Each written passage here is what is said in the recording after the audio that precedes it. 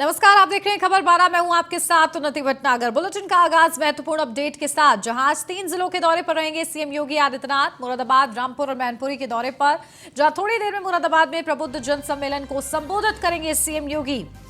तो देखिए, खास दौरा है सीएम योगी आदित्यनाथ का 3 जिलों का, जहां मुरादाबाद, मैनपुरी और रामपुर का दौरा करेंगे सीएम योगी। और अब से कुछ ही देर में मुरादाबाद में प्रबुद्ध जन के साथ सम्मेलन को संबोधित भी करेंगे। देखिए, प्रबुद्ध जन सम्मेलन रखा गया है, भव्य तरीके से आयोजन हुआ है और ऐसे में सीएम योगी आदित्यनाथ अब से बस कुछ ही देर में संबोधित करेंगे। तो एक तरफ नगर निकाय चुनाव की तैयारी, दूसरी तरफ उपचुनाव की तैयारियों में लगातार सीएम योगी आदित्यनाथ ताबड़तोड़ दौरे कर रहे हैं और दौरों के जरिए बीजेपी के प्रत्याशियों के लिए वोट की अपील कर रहे हैं। साथ ही साथ बीजेपी के विकास कार्यों को वो पटल पर रख रहे हैं, जनता के सामने रख रहे हैं कि किस तरीके से डबल इंजन सरकार आगे बढ़ रही है, प्रदेश किस तरीके से आगे बढ़ रहा है, क्या कुछ राज्य के विकास के लिए योजना तैयार की जा रही है। इन तमाम चीजों से रूबरू कराते हैं सीएम योगी आदित्यनाथ का जब भी दौरा होता है। और देखिए, इस दौरान जब आज वो मैनपुरी और रामपुर का भी क्योंकि दौरा करना है, और रामपुर में उपचुनाव है, विधानसभा उपचुनाव, मैनपुरी में लोकसभा सीट पर उपचुनाव है, तो बेहद ही ज्यादा महत्वपूर्ण ये दोनों ही जगहें बनी हुई हैं। और इन्हीं दोनों जगहों को साधने के लिए सीएम योगी आदित्यनाथ मैदान में उतर रहे हैं बार बार और प्रचार प्रसार कर रहे हैं। और आज भी देखिए, 3 जिलों का उनका खास ये दौरा है, बेहद ही ज्यादा महत्वपूर्ण ये दौरा है। थोड़ी देर में मुरादाबाद में प्रबुद्ध जन सम्मेलन को संबोधित करेंगे सीएम योगी। आज 3 जिलों के दौरे पर हैं। और देखिए, मैनपुरी क्योंकि लगातार अखिलेश यादव वहां से प्रचार प्रसार कर रहे हैं, पूरा परिवार एक हो चुका है, समाजवादी पार्टी का कब्जा रहा है 1996 के बाद से ही। तो ऐसे में बीजेपी अपने लिए इसे चैलेंज समझकर आगे बढ़ रही है और कोशिश कर रही है कि कमल वहां पर खिला सके, और इसके लिए मैदान में सीएम योगी आदित्यनाथ का उतरना ही काफी है। देखिए, स्टार प्रचारक के रूप में सीएम योगी आदित्यनाथ पहुंचते हैं और ताबड़तोड़ प्रचार करते हैं, और जिस तरीके से वो विकास की बातें करते हैं वो जनता के दिलों को छूती है। और इसी के लिए सीएम योगी आदित्यनाथ के ये महत्वपूर्ण दौरे हैं।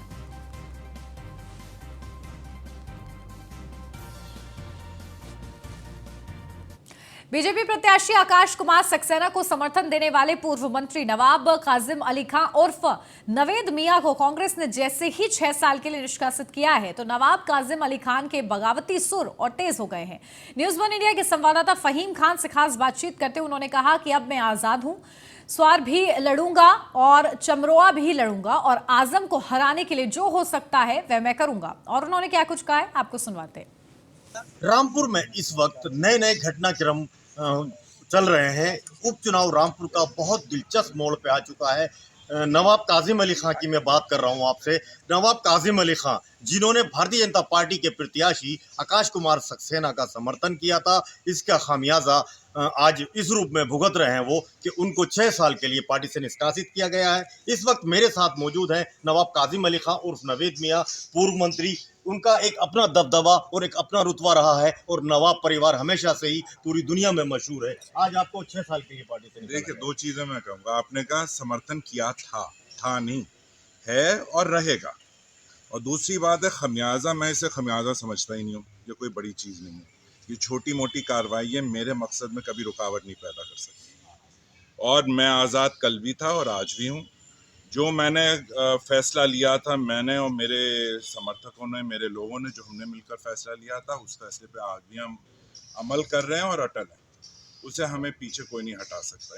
इन चीजों से कोई फर्क नहीं पड़ता। नवाब साहब, देखिए, ये बात तो कहना पड़ेगी, नूर महल कांग्रेस से पहचाना जाता था और कांग्रेस नूर महल में ही थी और है भी, और एकदम अचानक से नूर महल नहीं, अचानक नहीं, ऐसा अचानक नहीं है। मैं पहले भी बीएसपी का एमएलए रहा, यहाँ से मंत्री भी रहा, सापा का भी एमएलए रहा, उस वक्त भी नूर महल था। तो नूर महल से आप सही कह रहे हैं, नूर महल से ही कांग्रेस है, कांग्रेस से हम नहीं है। लेकिन आज कांग्रेस ने आपको जिस तरह से छिटका है, ये एक साख पे बट्टा नहीं लगा नूर महल? बिल्कुल नहीं, बिल्कुल नहीं। कांग्रेस का अस्तित्व क्या है आज? उनकी क्या प्रेजेंस है यूपी में? इस प्रदेश में उनकी ज़्यादा कुछ बचा तो है नहीं। और मेरे ख्याल से उनको लोगों को जोड़ना चाहिए, लोगों से किनारा करने के बजाय। लेकिन वो उनकी जो भी उनकी पॉलिसी है वो उन्होंने अपने हिसाब से किया, लेकिन मैं स्वागत करता हूँ इस फैसले का।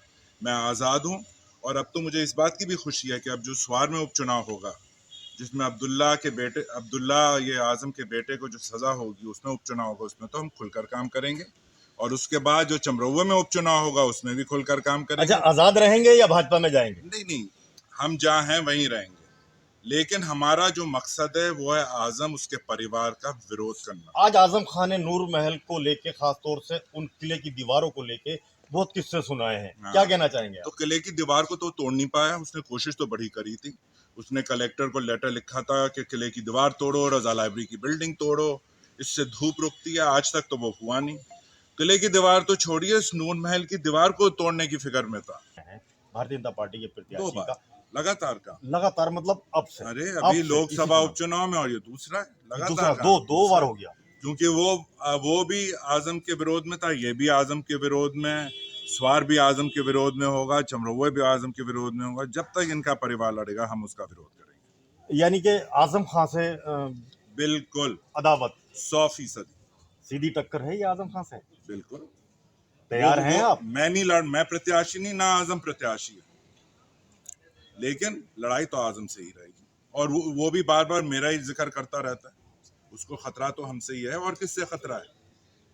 अच्छा, आकाश सक्सेना को आप समर्थन कर रहे हैं जी। क्या जीत दिला पाएंगे? 45 साल के बूढ़े आजम खान। देखिए, जिंदगी में कोई गारंटी किसी भी चीज़ की नहीं होती है, लेकिन हमेशा पॉजिटिव एटीट्यूड रहना चाहिए और अपने मकसद को हासिल के लिए मेहनत करनी चाहिए, जो हम कर रहे हैं, जो हम सब लोग कर रहे हैं। 45 साल का लंबा इतिहास इस सीट पे काबिज रहने का आजम खान का है। उसके बाद में उनकी सीट चली जाती है, तो उनको सजा होती है, उसके बाद में ये उपचुनाव है। ऐसे में कांग्रेस ने अपना प्रत्याशी क्यों नहीं उतारा? क्या पता, देखिए हर चीज मेरे लफ्जों से सुनेंगे, ये तो आप समझने की बात है। अब मैं क्या उसके बारे में, सेटिंग तो नहीं थी आपके जरिए? क्या पता आपके जरिए? मेरे ख्याल से पत्रकारों को इसकी अंदर की जानकारी ज्यादा है। चलिए, बहुत शुक्रिया हमसे बात करने के लिए। आप थे नवाब काजिम अली खां उर्फ नवेद मियां, पूर्व मंत्री, जिन्होंने भारतीय जनता पार्टी के उपचुनाव में प्रत्याशी आकाश कुमार सक्सेना का समर्थन किया था। उसके बाद उनको कांग्रेस पार्टी ने 6 साल के लिए पार्टी से निष्कासित कर दिया है। न्यूज़ वन इंडिया के लिए फहीम खान, रामपुर। वहीं सीएम योगी के कार्यक्रम में एक दिव्यांग पहुंचा। चुनाव को लेकर उसकी क्या राय थी वो आपको सुनवाते हैं। योगी आदित्यनाथ की जनसभा स्थल पर मैं मौजूद हूं। हेलीपैड की तैयारियां चल रही हैं, मंच सजाने लगा है, लोगों के पहुंचने की, यहां 25,000 लोगों के पहुंचने की उम्मीद है। इस वक्त एक दिव्यांग व्यक्ति है मेरे साथ जो कुछ कहना चाहते हैं, आइए उनकी बात सुन लेते हैं। क्या कहना चाहते हैं आप? मैं ये कहना चाहता हूँ, जिस तरीके से सानू अली खान का हमें साथ मिला है और नावेद मियां जी का साथ मिला, इस वजह से हमारी भारतीय जनता पार्टी बहुत ही मजबूत स्थिति पे आ गई है। अब मुझे भी उम्मीद लग रहा है भारतीय जनता पार्टी की विधायकी की सीट निकलने के लिए 100% बल्कि 101% मुस्लिमों का वोट मिलेगा पार्टी को? बिल्कुल मिलेगा। 101% मुस्लिम वोट, जहाँ पे राइट हैंड, क्या नाम है इनका, नावेद, जो राइट हैंड है इनके आजम खान के, वो क्या रिपोर्टर, क्या नाम मैं भूल जाऊँ, कल ही देखा था। तो अगर उनका साथ अगर मिल गया तो खैर, हमें तो सभी को पता है कि वोट आकाश भैया को पड़वा के। यानी कि जिस तरह से ये दिव्यांग व्यक्ति हैं, आप समझ सकते हैं कि ये एक आम आदमी है, और एक आम आदमी की राय भी यही है कि मुस्लिम जो आए हैं उनसे वोट बढ़ेगा, और बढ़ने के बाद जीत भारतीय जनता पार्टी के प्रत्याशी आकाश सक्सेना की होगी। न्यूज़ वन इंडिया के लिए फहीम खान, रामपुर। रामपुर से अगली खबर, जहां सपा नेता आजम खां का विवादित बयान। आजम खां के खिलाफ एक और मुकदमा दर्ज हुआ है। बच्चा पैदा करने वाले विवादित बयान पर केस दर्ज किया गया है। बयान से नाराज महिलाओं ने मुकदमा दर्ज कराया है। गंभीर धाराओं में आजम खां पर मुकदमा दर्ज हुआ है। तो देखिए, आजम खां की मुश्किलें लगातार बढ़ती जा रही हैं। अब महिलाओं ने आक्रोश जताया है और मुकदमा दर्ज कराया है। आजम खां लगातार अपने विवादित बयानों के चलते चर्चा में रहते हैं। देखिए, हाल ही में उनको हेट स्पीच मामले में 3 साल की सजा हुई है, और इसी के साथ एक और देखिए मामला उन पर दर्ज कर दिया गया है। ये भी विवादित बयान का ही पूरा मामला है, जहां पर उन्होंने कहीं ना कहीं महिलाओं को आक्रोशित कर दिया अपने बयान से, और महिलाएं थाने पहुंच गई, मुकदमा दर्ज कराया है महिलाओं ने। तो 29 नवंबर को प्रचार प्रसार के दौरान आजम खान ने ये बयान दिया था बीजेपी पर निशाना साधते हुए कि अगर जिस तरह की तानाशाह सरकार बीजेपी है, अगर हमारी सरकार होती तो बच्चे भी पैदा होने से पहले पूछते आजम खान से, पूछ लो मैं बाहर आ जाऊं क्या। और देखिए इस पूरे बयान को लेकर लगातार नाराजगी महिलाओं ने जाहिर की और इसी बयान के चलते थाने में मुकदमा दर्ज कराया गया है। गंभीर धाराओं में आजम खान पर केस दर्ज हुआ है। तो एक के बाद एक मुकदमे आजम खान के खिलाफ, जो कि लगातार उनके लिए मुश्किलों का सबब बने हुए हैं। निकाय चुनाव में सभी दल अपनी जोर शोर से तैयारी में लगे हुए हैं। कांग्रेस के वरिष्ठ नेता और पश्चिमी उत्तर प्रदेश के अध्यक्ष नसीमुद्दीन सिद्दीकी से खास बातचीत की। इस दौरान नसीमुद्दीन ने कहा है कि सरकार द्वारा आरक्षण की लिस्ट देरी से आने पर प्रत्याशियों का चयन प्रभावित हो रहा है। ऐसा साजिश के तहत किया जा रहा है। साथ ही कमिश्नरेट को लेकर उन्होंने क्या कुछ कहा है, आपको सुनवाते हैं। निकाय चुनाव का आगाज हो चुका है और सभी पार्टियों के नेता अपने अपने स्तर पर इस जीत को सुनिश्चित कराने के लिए जुगत लगा रहे हैं। इस समय हमारे साथ मौजूद हैं कांग्रेस के पश्चिमी उत्तर प्रदेश के अध्यक्ष नसीमुद्दीन सिद्दीकी साहब। सर बहुत बहुत स्वागत है आपका न्यूज़ वन इंडिया में। Thank you. निकाय चुनाव की हम लोग बात कर रहे हैं तो सबसे पहले सवाल मेरा यही है कि जो प्रत्याशी है उनको चुनने का जो आधार है वो क्या होगा? देखिए, अभी प्रत्याशी चुनने का कोई प्रश्न ही नहीं है और प्रत्याशी न चुने जाएं, ये साजिश भारतीय जनता पार्टी की सरकार की है। भारतीय जनता पार्टी की सरकार के अधीन जो प्रदेश का चुनाव आयोग है वो भारतीय जनता पार्टी के इशारे पे काम कर रहा है। ये इसलिए मैंने कहा है कि आज तक यही नहीं पता चल पाया कि कौन सी सीट किसके लिए रिजर्व है, कौन सा वार्ड किसके लिए रिजर्व है, और जब तक ये नहीं आउट करेंगे तब तक हम प्रत्याशी घोषित ही नहीं कर सकते, चयनित ही नहीं कर सकते। दूसरी तरफ फर्जी वोट बड़े पैमाने पे बनाए जा रहे हैं। गांव जो लगे हुए हैं, जो ग्राम सभा में जिनके नाम हैं, जो बॉर्डर पे हैं, वो सारे नाम भारतीय जनता पार्टी शहरों में जुड़वा रही है। और जो जिनके ऊपर उनको ये है भाजपा को कि उनको वोट नहीं देंगे, उनके वोट अगर वार्ड नंबर 5 में है तो उनका वोट ले जा करके वार्ड नंबर 95 में कर दिया। तो इस तरीके से डिस्टर्ब करने का काम चल रहा है, खुलेआम धांधली चल रही है। और ये जब तक काम पूरा नहीं हो जाएगा, मुझे लगता है ये काम जब पूरा हो जाएगा धांधली का, तभी भारतीय जनता पार्टी के इशारे पे प्रदेश का चुनाव आयोग रिजर्वेशन और चुनाव की तिथियां घोषित करेगा। बीजेपी पूरे एक्टिव मोड में है। अभी पिछले दिनों मुख्यमंत्री आए, प्रबुद्धजन सम्मेलन किया, 800 करोड़ से ज़्यादा की जो योजनाएं हैं उनका उद्घाटन किया और साथ ही कमिश्नरेट की जो एक तोहफा है उन्होंने दावा किया वो गाजियाबाद को दिया। ये तोहफा कैसे कह रहे हैं आप?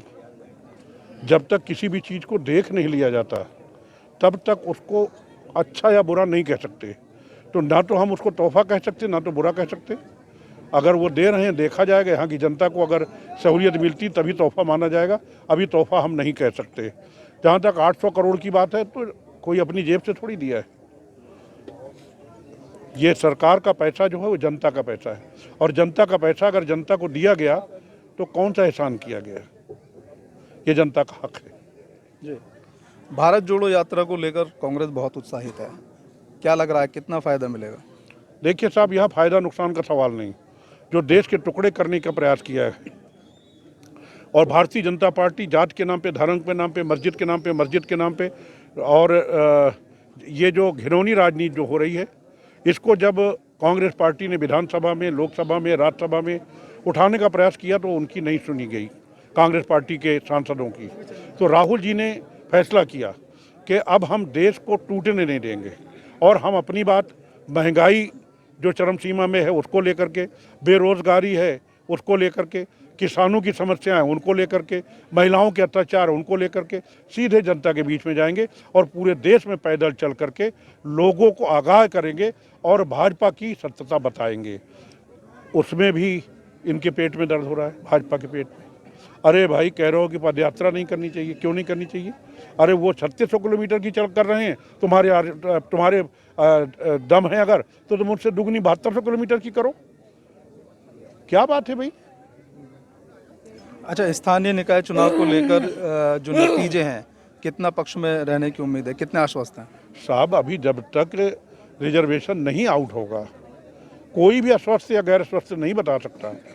कहीं पर आप सामान्य जाति के हैं और आप हमारे मजबूत कैंडिडेट हैं और वो बैकवर्ड के लिए रिजर्व हो गया, या बैकवर्ड का कोई बहुत मजबूत कैंडिडेट है, दलित कोई बहुत मजबूत कैंडिडेट है, वो महिला के लिए अपर कास्ट की महिला के लिए जो है हो गया, तो अभी कैंडिडेट जब तक नहीं फाइनल होते अभी अस्वस्थ नहीं बताया जा सकता।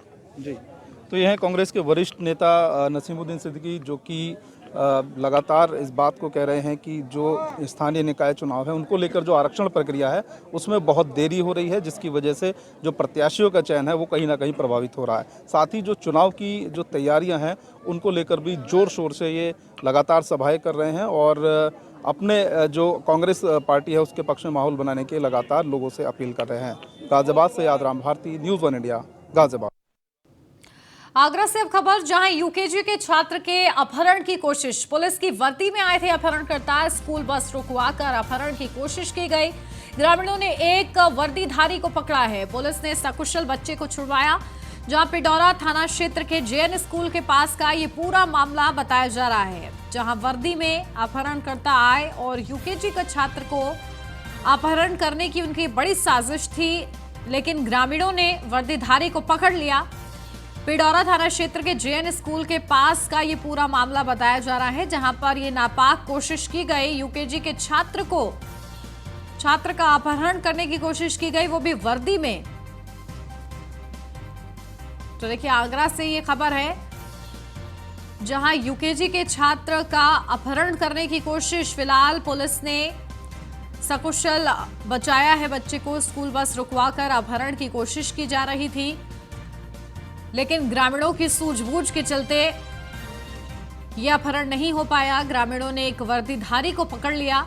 पुलिस ने सकुशल बच्चे को छुड़वा लिया अपहरणकर्ता के पास से, लेकिन बड़ी ये साजिश थी। देखिए, जहां वर्दी में आया था यह अपहरणकर्ता, जिससे किसी को भी शक ना हो कि यह अपहरणकर्ता है, और इसके बाद शायद परिजनों से फिरौती मांगने की भी उसकी साजिश थी, तभी अपहरण को अंजाम दिया जा रहा था।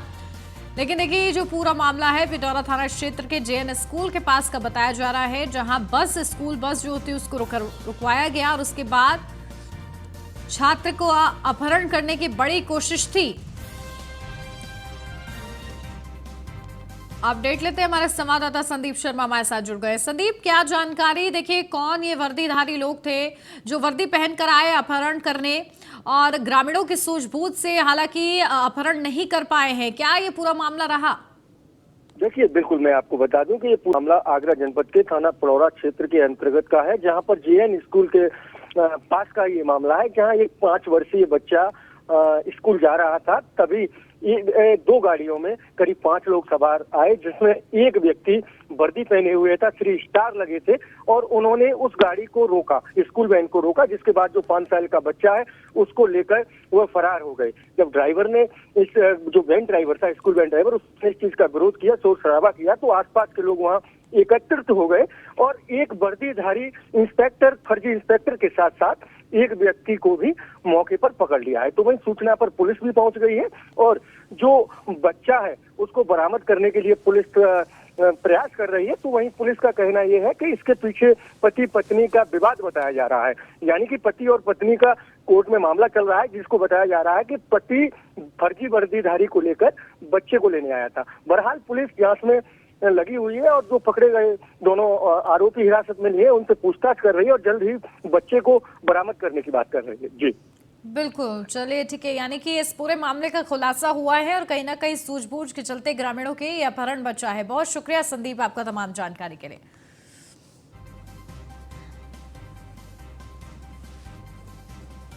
कानपुर से अब खबर, जहां खुलेआम गुंडाई का वीडियो वायरल हो रहा है, जहां वर्चस्व कायम करने के लिए दबंग आए दिन मारपीट करता है। नेताओं के संरक्षण के चलते पुलिस नहीं करती है कोई भी कार्रवाई। लाल बंगला स्थित दुर्गा स्वीट हाउस के सामने का पूरा वीडियो है, जहां चकेरी थाना क्षेत्र के लाल बंगला बाजार का पूरा मामला बताया जा रहा है, जहां नेताओं के संरक्षण के चलते पुलिस कार्रवाई नहीं करती है। तो खुलेआम गुंडाई का ये वीडियो हम आपको दिखा रहे हैं, किस तरीके से वायरल हो रहा है। वर्चस्व कायम करने के लिए दबंग आए दिन इस तरीके से मारपीट करते हैं और एक माहौल ऐसा बनाते हैं वो दहशत का, जिसकी वजह से लोग उनसे खौफजदा रहते हैं। अपडेट लेते हैं, हमारे संवाददाता रामजी शर्मा हमारे साथ जुड़ गए हैं। रामजी, क्या जानकारी? देखिए, इस तरीके से लोग दहशत फैला रहे हैं, वीडियो वायरल हो रहा है, क्या संज्ञान लिया जा रहा है? ये पूरा मामला जो है चकई थाना क्षेत्र का है, जहाँ पर लाल बंगला एक मोहल्ला पड़ता है। जो उस स्वीट हाउस के बाहर कुछ दबंग जो है वो वहाँ पर गुंडाई कर रहे हैं, मारपीट कर रहे हैं, खुलेआम बीच चौराहे पर मारपीट कर रहे हैं। ऐसे में सबकी बात ये थी, जब ये गुंडाई हो रही थी, मारपीट हुई, तो वहाँ पर कुछ पुलिसकर्मी जो पिकेट पे तैनात होते वो तैनात थे, वो उनको रोकने का प्रयास नहीं कर रहे थे और उसी को मारपीट देखते रहे। सबका सवाल ये उठ रहा है कि ये जो स्वीट हाउस है इस चौराहे पर आज नहीं अक्सर यहाँ पर मारपीट की घटनाएं होती है, अक्सर गुंडाई देखने को मिलती है, लेकिन पुलिस की जो कार्रवाई है वो बिल्कुल नहीं होती, क्योंकि ये कहा जा रहा है कि वहाँ पर सत्ता के एक नेता है जिनका संरक्षण उन दबंगों को मिला हुआ, जिसके साथ आए वो मारपीट करते हैं, गुंडाई करते हैं। पुलिस यदि उनका कोई कार्रवाई करती है तो उनके दबाव में आकर के उनको छोड़ दिया तो कोई कार्रवाई की। यही कारण है कि लगातार लाल बंगला क्षेत्र में इन लोग गुंडाई देखने को मिल रही है। कोई कार्रवाई जो हो रही है वो सिर्फ वहाँ पर दो गुट चल रहे हैं, दो गुट है, उन दोनों में वर्चस्व को लेकर के अक्सर झगड़ा होता है, अक्सर मारपीट होती है, लेकिन कोई सख्त कार्रवाई न होने की वजह से आज भी इस तरह घटनाएं देखने को मिल रही। अब सवाल यह उठ रहा है कि आखिर पुलिस किसके दबाव में इस तरह की कार्रवाई नहीं कर रही है। अगर कार्रवाई नहीं करे तो ये जो छोटी घटना है ये कभी बड़ी घटना में तब्दील हो सकती है, क्योंकि वहाँ के लोगों का कहना है, क्षेत्रीय लोगों का कहना है कि लगातार यहाँ पर इस तरह की घटनाएं हो रही है। कचेरी पुलिस को सूचना दी जाती है, यहाँ तक पुलिस के आला अधिकारियों को सूचना दी गई, जो एडिशनल डीसीपी ईस्ट है उनको देखिए, कहीं ना कहीं लापरवाही है कि नेताओं जो है संरक्षित करते हैं इस तरीके के अपराधियों को, इस वजह से इस तरह की घटनाओं को शह मिलती है। बहुत शुक्रिया राम जी आपका। कुशीनगर से अब खबर, जहां प्रेमिका से मिलने पहुंचे युवक की पिटाई, जहां ग्रामीणों ने प्रेमी की खंबे से बांधकर पिटाई की। युवक को पीटने का वीडियो वायरल हो रहा है। कप्तागंज थाना क्षेत्र के लक्ष्मीपुर गांव का पूरा मामला बताया जा रहा है। तो ग्रामीणों ने प्रेमी की खंबे से बंधक बनाकर उसकी पिटाई की है, जहां युवक को पीटने का वीडियो वायरल हो रहा है। और देखिए, वो वीडियो हम आपको दिखा रहे हैं। कप्तानगंज थाना क्षेत्र के लक्ष्मीपुर गांव का ये पूरा मामला बताया जा रहा है। तो प्रेमिका से मिलने पहुंचा था ये युवक, जहां इस प्रेमी को इस तरीके से बांध दिया गया खंबे से और इसके बाद इसकी पिटाई की गई। तो युवक को पीटने का जो वीडियो है वो तेजी के साथ वायरल हो रहा है। ये जो पूरा मामला है कप्तागंज थाना क्षेत्र के लक्ष्मीपुर गांव का बताया जा रहा है। वीडियो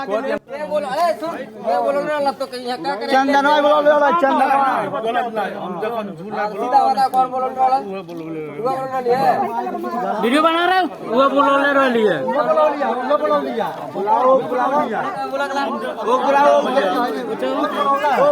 इस तरीके से इस प्रेमी का खंबे से बात किया और इसकी पिटाई की गई है, जो हम आपको दिखा रहे हैं।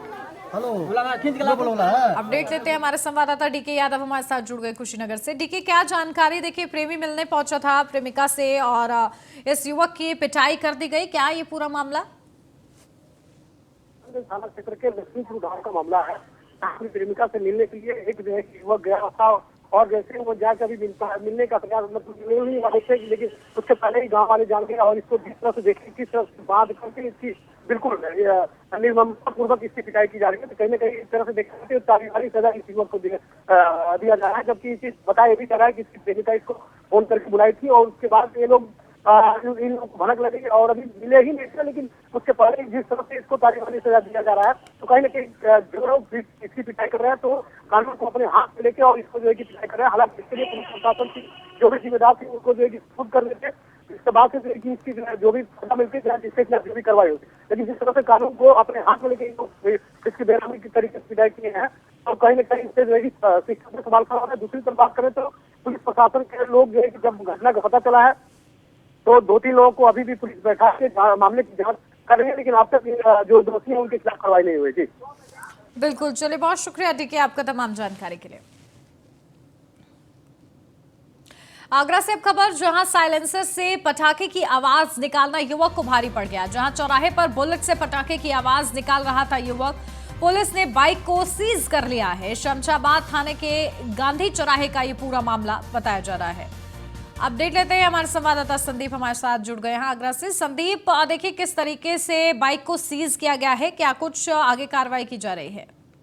बिल्कुल, आपको बता दें कि एक बुलेट राजा को और बुलेट से पटाखे की आवाज निकालना भारी पड़ गया। वहीं ये पूरा मामला जनपद आगरा के थाना शमशाबाद क्षेत्र के कस्बे स्थित गांधी चौराहे का है, जहां एक बुलेट पर युवक पटाखे की आवाज निकालते हुए जा रहा था। तो वहीं पुलिस ने उस बंदे को पकड़ा और पकड़ने के बाद आवाज निकालने के एवज में उसको थाने ले जाकर गाड़ी को सीज किया। साथ ही जो व्यक्ति था उसको भी शांति भंग में पाबंद किया और पुलिस ने उसको हिदायत दी कि आगे से इस तरह की कार्रवाई नहीं, इस तरह के पटाखे की आवाज ना निकाले। तो कहीं ना कहीं शमशाबाद पुलिस की इन लोगों के लिए एक कार्रवाई दिखाने के लिए है कि तमाम तरह के लोग इस तरह के वैन होने के बाद भी बुलेट से पटाखे की आवाज निकालते हैं। तो इस तरह की कार्रवाई शमशाबाद में बिल्कुल, देखिए पुलिस की कार्रवाई से कहीं ना कहीं पुलिस की तत्परता का पता लग रहा है। बहुत शुक्रिया संदीप आपका।